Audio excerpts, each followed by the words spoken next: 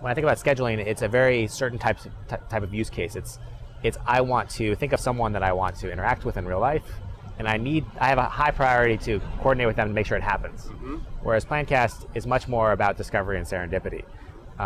You don't think of, I'm going to use Plancast to make sure that I meet up with a certain person at a certain time for a certain purpose. It's more of in general, I care about these people and what they're doing because I may want to join them for things, and I will use Plancast on an ongoing basis to serendipitously find out when that's possible. And so I don't really view it as scheduling. So if you post something like South by Southwest, there are hundreds and hundreds of other people going to that. And so it's going to show up for more people than a casual barbecue with only 4 people going. So just because of that dynamic, you tend to see the stuff that's sort of larger in scale predominate. But the types of original content that's entered into the system is on all levels. So you have things that are posted, people's personal plans that they have no one going with them at all. You know, they're taking a trip, and they just want to let friends know that they're going to be out of town. They want to tell someone that they're going to be in New York, and then someone might call them up and be like, "Hey, I saw you on Plancast. You're coming to New York. Let's hang out." Sure. And then on the other end of the spectrum, you have things like conferences and these big things. So really, we're not attempting to build a tool that addresses one or the other in particular. We definitely love seeing a lot of that activity around the big events, and we want to make that happen as much as we can. But it's not like we're catering towards that or the small plans. Well, so we want it to be general use. We want everyone to have an interest in using Plancast, whether they're into a certain type of event or another, like if they're into tech or if they're into music or they're into sports. We want it to be for anything. I think when we started off, actually, we thought that there'd be more use around the small stuff, like the really individual stuff. Like, I'm going to put up that I'm going to be getting drinks on a Friday night. And I think because of that dynamic that I explained a second ago about the bigger events, it surprised us that the bigger stuff has been what we've seen the most of. But our users have basically told us that they get a lot of value out of that. Sure. And so we don't want to skew it at all. But yeah, we don't think too much about like how do we sort of force upon people how they should use it. We just sort of see where people find use around it, sure, and then we try to build it out for them so it works better. Let's talk for a couple of minutes about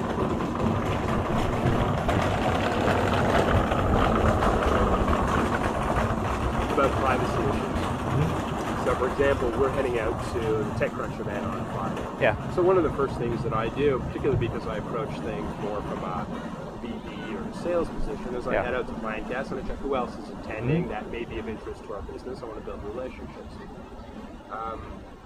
But in some cases that, kind of, I don't want to say it infringes on privacy because everybody's opted in, obviously, but there's some privacy issues there. Not to bring up kind of the most graphic, but if somebody were looking at my Plancast profile, they would know that my wife and kids are home alone this week. Yep. Are you dealing with any of those privacy issues? Is it something that you're seeing a groundswell of? Is your community talking to you about that? We have.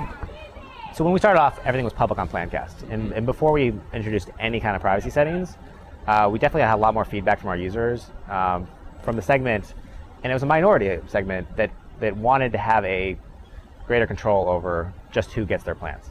Just sort of that basic, I want my account to be only accessible by the people that I pre-approve. Since then, since we introduced that functionality, we don't actually hear a lot from our users about, hey, I wish things were just generally more private. There's feature requests around certain plans. When people post them, they want those to be private. But those sort of activities just aren't on the site yet because people opt into not sharing that stuff yet. So it's not as though we feel as though our users are putting stuff out there right now that they're actively concerned will come back and hurt them. Were you surprised by, on a percentage basis, the number of people who either decided to keep their plans open or decided to lock them down?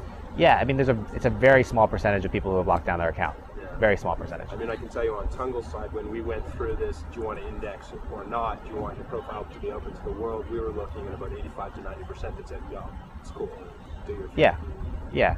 I think there's a lot to be said for people's understanding that they sort of live two lives. There's the life stuff that they're going to share publicly, and there's stuff that they're going to keep private. And I think if you frame your service as a, by default, public sort of thing, people are going to get that, and they're going to interact with it as such. and they're not going to complain bitterly about not being able to share certain private things. They're more likely just to request functionality that will allow them to do that. So it's not really a problem per se. It's just if you want to somehow capture that sort of more private activity, you have to think of ways to allow for it. So we don't really view it as a problem. We just view it as a sort of strategic data issue. How do we, what's the pros and cons of getting more granular controls? And we don't want to make it more complicated than it has to be, which is partly why we kept it open in public to start with. This whole space, this sort of geo-time social networking type space, where are people going? Where are they right now? For what? We're at very much the early stages of it. And so we don't really view ourselves as actively competitive with any one other player. Everyone's sort of doing their own piece on it, and there are synergies, lots of different ideas in terms of how synergies can come about. You got the checking guys like Foursquare and Gowalla, which is all about where are you right now, and tracking sort of your footprint through life. There's us, that's sort of the forward thinking, discovering things that people are doing before it actually happens. There's the calendar guys that have a lot of data that we kind of want, but it's not in the right kind of context. And also there's a lot of data in calendars that people don't want to share publicly, so it's not a one-to-one. Talk about that context for a second. Well, so people use calendars because they want to remember things primarily. And they want to think, if they want to add something to their schedule, they got to make sure that they're not going to have a conflict. And when they want to, just sort of recall the sort of things that they may have done in the past, they can sort of look it up. It's not something they go to discover something new. It's something they go to remember something that was already there. All right, so let me give you some new context just in terms of, here is a bridge that I see. So one of the features that we introduced recently was this idea of making an event public, right? So if you were to go to my Tungle Me page today, you would see this week at the top that I'm in San Francisco. A couple reasons for that. The first is, if you're coming to my Tungle Me page to book a meeting with me, no sense in booking with me in Montreal, Toronto, because I'm on the West Coast. The second is that I can kind of push that out to my social stream. So guess what? I'm going to do the same for it. And we don't offer more granular detail than that. Reference you guys. But that's kind of, there's a certain amount of collaboration that can take place there, right? So when you're saying it's kind of a backward looking, I want to remember where I was or what I was doing as a reference point, that's exactly what we're talking about when we say transition. We want to help you manage, we want to go forward basis as well. Yeah, I'm really talking about calendars traditionally. Sure. I think calendars can serve a starting point for a lot of advanced functionality, social functionality. I think Google deserves some credit for doing a little bit when it comes to experimenting with public versus private entries in calendars and trying to make that sort of open up your calendar to more public consumption. But they didn't really take it very far. And so it leaves the challenge up to people like us to figure out what can we do to innovate around how people use their calendars. We often call ourselves sort of a social calendar, even though we're not looking to replace in any way, Google Calendar or your Outlook. It's a different sort of experience that we want to provide for people, but there's natural tie-ins to calendars that you already use. Well, so there's a question that I think the primary question we have to ask ourselves is the type of product we're building, is it, does it have the potential to apply to people all over? Is it a mainstream type of product? If people in Middle America, in Europe, outside the Valley, were to encounter it and to start to use it, would they actually find value out of it, or would it be sort of just like, oh, this seems good for tech events but nothing else? I think that question to me is just fairly obvious.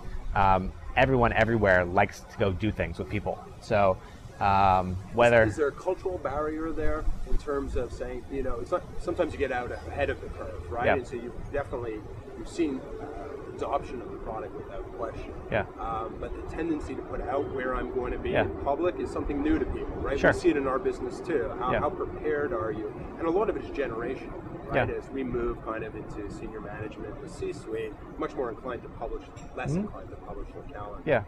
Do you see that kind of cultural, I want to call it barrier? I'm not so concerned about cultural barriers or generational barriers. I'm more just concerned about the general adoption curve of new technologies. So when you release something that's new and it's not something that already has an example. So I'm not releasing another toaster.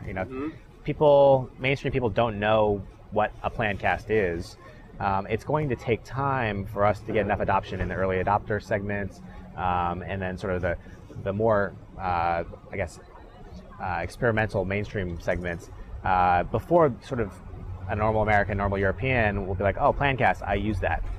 Just because people look to others in terms of what they want to use, and they just require different education levels.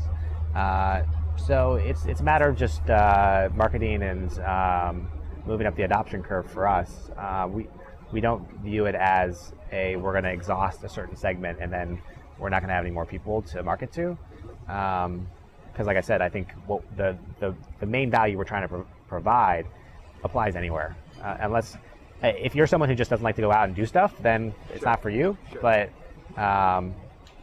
there are tons of people in different societies in different parts of society that do want to do that. So, but you've also got, the 800-pound gorilla being Facebook is getting people used to the concept of sharing. Right? Whether it's sharing pictures, I mean, LinkedIn has taught people to sharing contacts and sharing personal information, and so. I'm certainly sorry to add, one of the things we were there to talk to them about was events, right? I mean, certainly there's been enough whisper about an email application being built there, right? They've got your contacts, they've got an event component. Why not a calendar program? Well, that's it, and they're swirling around the space. Yeah. Is it something that you consider? Is it something that you care about? Sorry to. No, it's cool. Yeah, well, I mean, I definitely care about it. I imagine they're thinking about all these things. They're thinking about calendars. They're aware of us. They're aware of you guys. They're thinking about word processors, I'm sure. I think Facebook actually tends to look up at Google versus more down. Yeah. I mean, I'm sure they're both looking both ways, but they're trying to think of how do they become the next Google. Yeah. And you could sort of sit around and sort of think, okay, well, Facebook will figure out the best way to do all these things, but I actually think, the bigger that Facebook gets, even though they're still extremely innovative, they still have path dependency on their current product. People understand them and understand using them in a certain way. They understand themselves in a certain way. So you can't really sit around and sort of hope that they create the best version of a product that will serve us in the ways we're discussing. So I put my money on a startup coming up with much more innovative solutions here than a Facebook or a Google. They may try to emulate it, but they just don't have sort of the focus or the heart to really execute on these sort of problems as their primary concern. Outside of their core competence. Yeah, I mean, they have lots of things they have to worry about, and so who knows whether you're sort of in the middle of the road of what they're going to drive down or not. Sure. If you are, then that's too bad, or it may just validate your market. I mean, so Twitter, for example, was when they just started to hit it big, they were right in the sights of Facebook, and if anything, Facebook I think validated what they were doing, didn't kill them. So if that could happen to any of our startups, then good for us, right? It's we say something, we talk about that regularly in our offices. We see as an example Google releasing new product, new feature functions, and increasingly they're encroaching on what we're doing. Yeah. But at the same time, it's just validation for Sure. what we're doing. Yeah, right? it'll educate the market for you guys. That's right. We'd rather ride their coattails than have to do it. People will ourselves. taste what it's like and say, okay, well, I got a little bit of this from Google because they introduced it into my GCal experience. But now that I've tried it, it doesn't quite work the way I want it to. Oh, there's this Tungle thing I could use that's even better. How about I use that? Sure. It's interesting. I mean, I think just several years ago, people thought of, why would you do X startup idea? Because Google's just going to do it, right? Mm-hmm. No one really says that these days. I think because we've seen Google try to go outside the core competency several times and just not be that killer sort of force that people feared that it would be. And so I think the same thing applies to Facebook. It's sort of like we're at this period of time where people think, oh well, Facebook could do it, and yeah, they could, but that doesn't mean they will. Mm-hmm.